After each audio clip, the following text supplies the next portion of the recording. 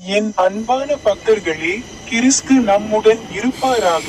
கர்த்தருடைய குரல் துதிக்கப்படுத்தும். நான் அருண் பி.எஸ். மட்டி. உங்கள் அனைவருக்கும் அன்பான வாழ்த்துக்கள். இன்று செப்டம்பர் 23ஆம் தேதி 2025ஆம் ஆண்டின் 9வது மாதம். இன்று நவராத்திரியின் 2வது நாள்.